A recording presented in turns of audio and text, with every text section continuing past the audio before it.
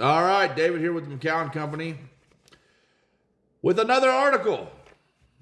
Just looking up stuff here that I think we should all be thinking about. So, breaking news. For the last 3 years, Americans were told that prices exploded because of inflation. We've all heard this before.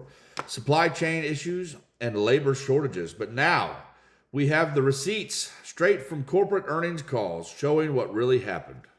And I've been saying this the whole time.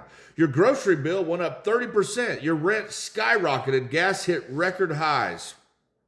And companies told you that rising costs forced them to raise prices. But here's what they told their shareholders at the exact same time. Pepsi CFO said, "We may increase margins even as costs go down and prices stay elevated." Tyson Foods said higher prices more than offset higher costs. 2023 costs went back down, but prices stayed high. The gap became pure profit. And where did your money go?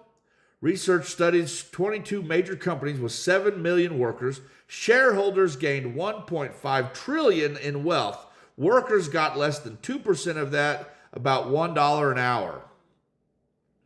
Disgusting. Some companies spent 5 times more on stock buybacks than on worker raises. This wasn't an accident. It was a business model. They cut wages, they raise prices, they pocket the difference, they buy back the stock, make CEOs rich, repeat it.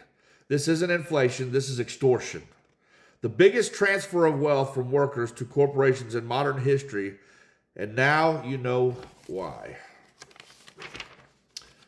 Hershey CFO bragged that pricing gains more than offset inflation. General Mills explained their profit jump by getting smarter about pricing. Procter & Gamble reported an $800 million profit increase by not passing cost savings down to consumers. They weren't passing costs along. They were using inflation as cover to jack up prices and pad profits.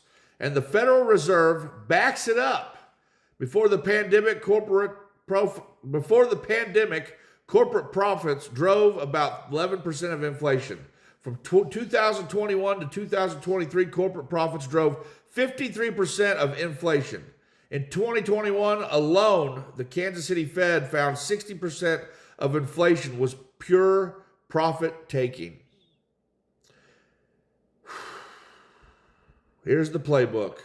2021, companies raised prices before their costs went up. Profits hit record highs. 2022, costs did rise, but companies had already raised prices way beyond that. 2023, costs went back up. Prices stayed high. The gap became pure profit. And where did your money go? Research studied 22 major companies with 7 million workers. Shareholders gained 1.5 trillion in wealth. Workers got less than 2% of that and about $1 an hour. Same companies spent 5 times more on stock buybacks than on worker raises. And this wasn't an accident. It was pure business model. Cut wages, raise prices, pocket the difference, buy back stock, make CEOs rich, and repeat. This isn't inflation. This is extortion. The biggest transfer of wealth from workers to corporations in modern American history. And now you know. Guys, this is disgusting. We put people over profits. That's how we should be doing this. But these corporations have no soul. Increased profit margins. Name of the game. Doesn't matter. Doesn't matter. And now we go back to our other article we read earlier, that they're subsidizing these million-dollar corporations, employees, so they can get benefits. They're reporting billions and billions of dollars, hundreds of billions of dollars in profits, but yet their employees can't afford to buy groceries. They're on food stamps, Medicaid.